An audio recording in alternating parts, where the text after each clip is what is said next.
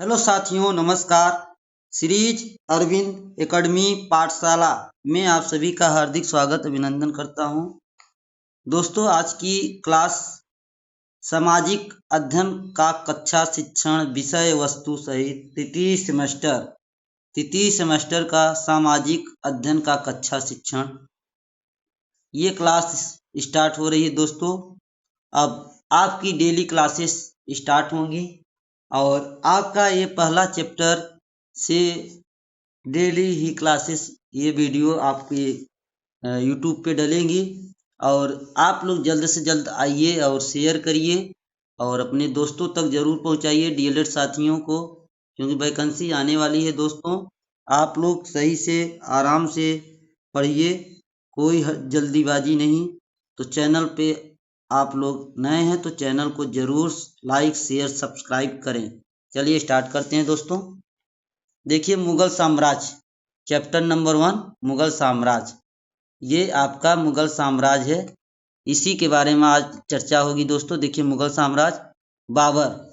बाबर देखिए क्या किया था। बाबर, भारत में मुगल साम्राज्य की नींव रखने वाला बाबर मध्य एशिया की छोटी सी सियासत फरगना के शासक का पुत्र एवं तैमूर का वंशज था। कहाँ का वंशज था? तैमूर का वंशज था। अपने पिता की मृत्यु के बाद बाबर फरगना का शासक बना। कहाँ का शासक बना? फरगना का। बाबर कहाँ का शासक बना? फरगना का। वह कौन सा, किसके वंशज था? तैमूर का वंशज था। ये पूछा जाता है। दोस्तों, अब देखिए, उस समय की उम्र 11 वर्ष के लगभग थी। बाबर की महत्वाकांक्षी शासक था। बाबर महत्वाकांक्षी एक शासक था। वह अपने पूर्वज तैमूर के राज्य समरकंद को जीतना चाहता था। इसी उद्देश्य से उसने काबुल पर अपना अधिकार जमाया तथा वहां से भारत की ओर आकर्षित हुआ। बाबर के भारत पर आक्रमण के समय बाबर के भारत के आक्रमण के समय दिल्ली सल्तनत पतन की ओर था तथा इनमें से कोई राज्य ऐसा नहीं था जो देश की रक्षा के लिए इन सबको एक सूत्र में बांधकर नेतृत्व कर सकता हो। बाबर, देखिए, बाबर का बहुत ही महत्वपूर्ण चित्रण है। दोस्तों, आप लोग इसको जरूर पढ़ के जाइएगा। पूरे देश में स्वतंत्र राज्यों का उदय हो गया था, अतः राजनीतिक दशा ठीक नहीं थी। बाबर के पुत्रों के नाम थे। बाबर के पुत्रों के नाम 4-5 यानी बाबर के 5 पुत्र थे। पहला हुमायूं, दूसरा कामरान मिर्जा, तीसरा हिदल अहमद, चौथा, पांचवा शाहरुख। बाबर के पुत्रों का नाम पूछा जाता है, ये बहुत ही इम्पोर्टेंट है। दोस्तों, बाबर के पुत्रों का नाम, पहला हुमायूं, दूसरा कामरान मिर्जा, तीसरा हिदल, चौथा अहमद, पांचवा शाहरुख। तो बाबर का चरित्र कैसा था? दोस्तों, देखिए, बाबर को कलम और तलवार दोनों का सिपाही कहा जाता था। बहुत ही इम्पोर्टेंट है। दोस्तों, ऐसे ही आप लिख के आएंगे तभी आपको पूरा कंप्लीट आपके एग्जामिनर नंबर देंगे। दोस्तों, अब सैनिक कार्यों के साथ साथ वह साहित्य के प्रति भी रुचि रखता था। उसे तुर्की एवं फारसी भाषा एवं साहित्य का अच्छा ज्ञान था। बाबर स्वयं भी उच्च कोटि का साहित्यकार था। उसने अपनी आत्मकथा लिखी थी जिसके पास फारसी अनुवाद को बाबरनामा कहते हैं। फारसी अनुवाद को क्या कहते हैं? बाबरनामा। बाबर को बगीचों का बहुत शौक था। उसने आगरा तथा लाहौर के आसपास कुछ बाग बगीचे भी लगवाए। पूछा जाता है बाबर कहाँ कहाँ बाग बगीचे लगवाए, तो लाहौर और आगरा के आसपास। पानीपत का युद्ध 1526। तो अब पानीपत के युद्ध के बारे में चर्चा करते हैं। पानीपत का युद्ध, बाबर का 1526 ईस्वी में दिल्ली के पास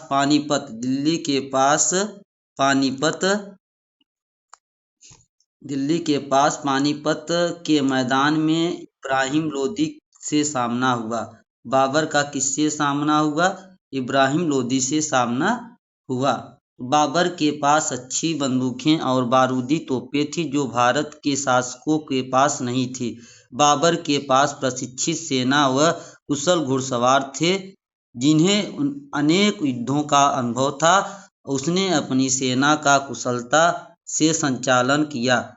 इस युद्ध में इब्राहिम मारा गया और बाबर की विजय हुई तथा दिल्ली और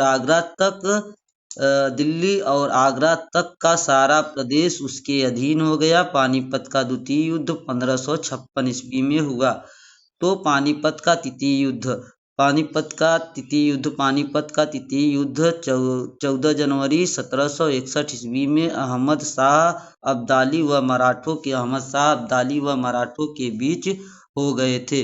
अहमद शाह व अब्दाली व मराठों के बीच हुआ। इसमें मराठा हार गए थे और अहमद शाह क्या हो गए थे दोस्तों? अहमद शाह अब्दाली की जीत हुई।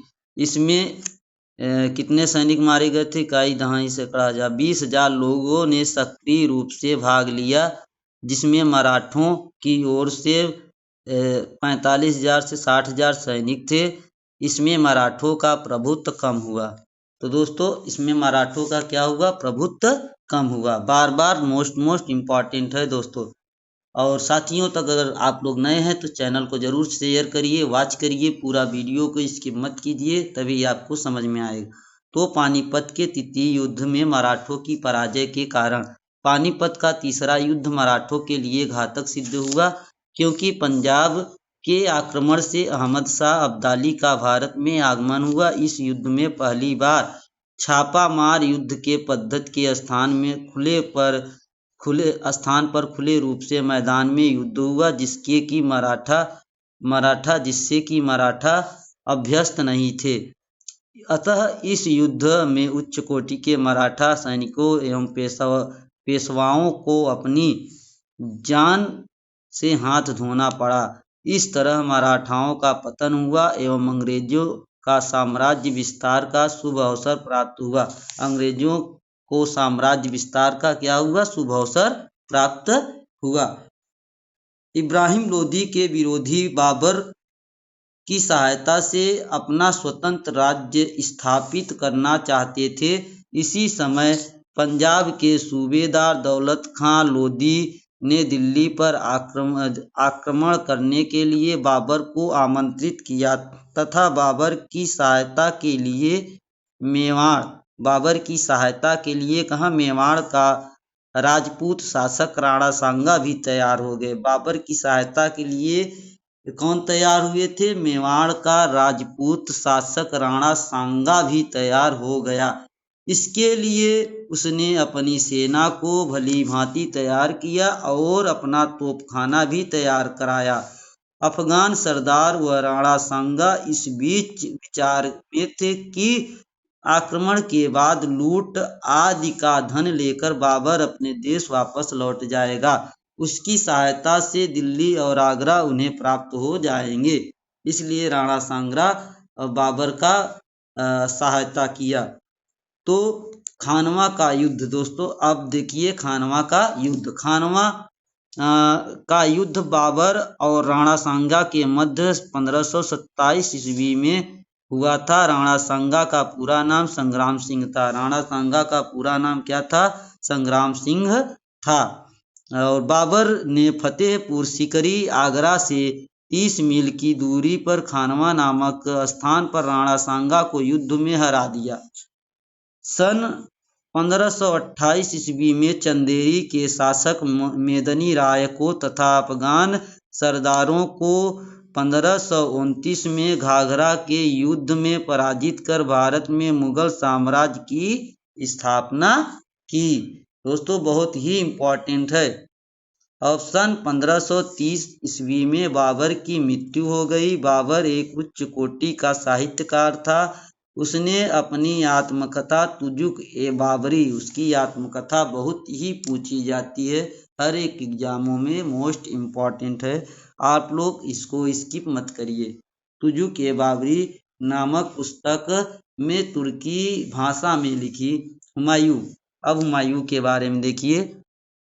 हुमायूं बाबर की मृत्यु के बाद उसका बड़ा पुत्र हुमायूं बाबर की मृत्यु के बाद बाबर की बड़ा पुत्र हुमायूं और 1530 ईस्वी में मुगल सिंहासन पर बैठा। किस सिंहासन पर? मुगल सिंहासन पर बैठा। सिंहासन पर बैठते ही हुमायूं को अफगान गुजरात के शासक बहादुर शाह तथा शेरशाह से चुनौती मिली। उसके सगे संबंधी भी उसके लिए कठिनाइयां उत्पन्न कर रहे थे। उन्होंने प्रायः उसके शत्रुओं का ही साथ दिया। हुमायूं की असफलता के यही कारण थे। हुमायूं तथा शेरशाह के मध्य युद्ध, चौसा का युद्ध, पहला चौसा का युद्ध। हुमायूं शेरशाह के बढ़ते प्रभाव से शंकित था, अतः उसने शेरशाह को नियंत्रित करने का निश्चय किया।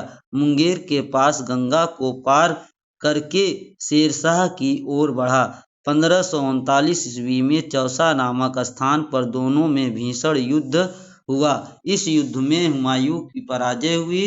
उसने भागकर किसी तरह अपनी जान बचाई चौसा के युद्ध में। अब देखिए कन्नौज का युद्ध, दूसरा कन्नौज का युद्ध किसके किसके बीच? शेरशाह अफगानों की खोई हुई सत्ता को पुनः स्थापित करना चाहता था, अतः 1540 ईस्वी में कन्नौज में हुमायूं और शेरशाह का युद्ध हुआ।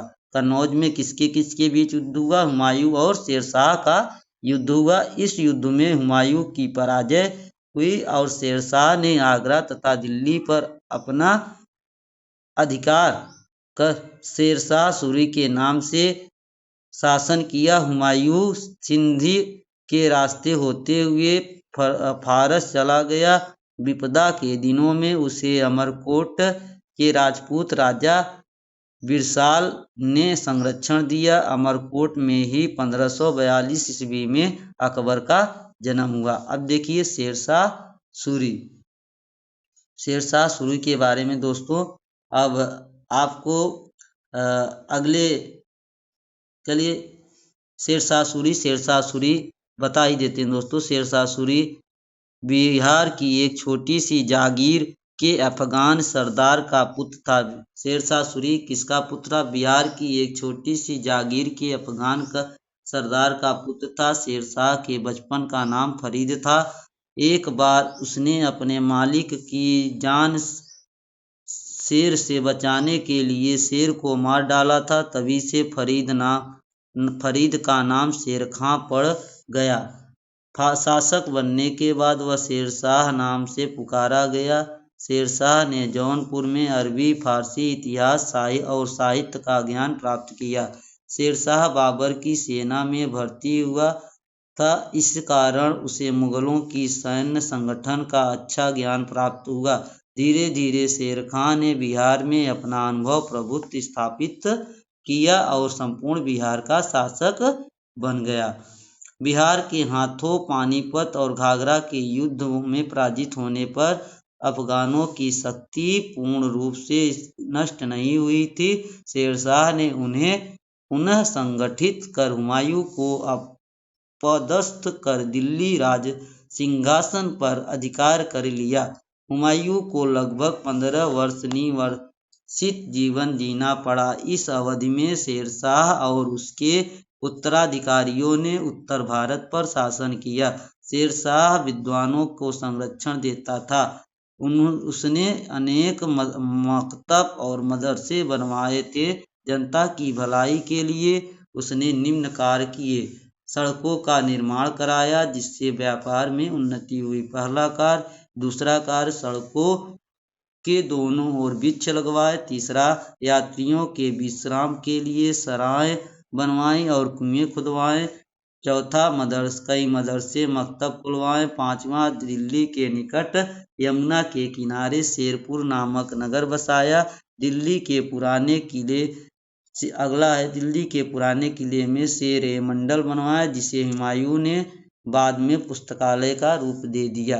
अब दोस्तों शेरशाह के राजस्व संबंधी सुधार, ये आपके नेक्स्ट क्लास में रहेगी दोस्तों। और क्लास आप लोग ज़्यादा से ज़्यादा शेयर करिए, लाइक करिए, दोस्तों तक ज़रूर पहुंचाइए। और जय हिंद, वंदे मातरम सीरीज अरविंद एकेडमी पाठशाला। क्लास अच्छी लगे तो जरूर शेयर करें।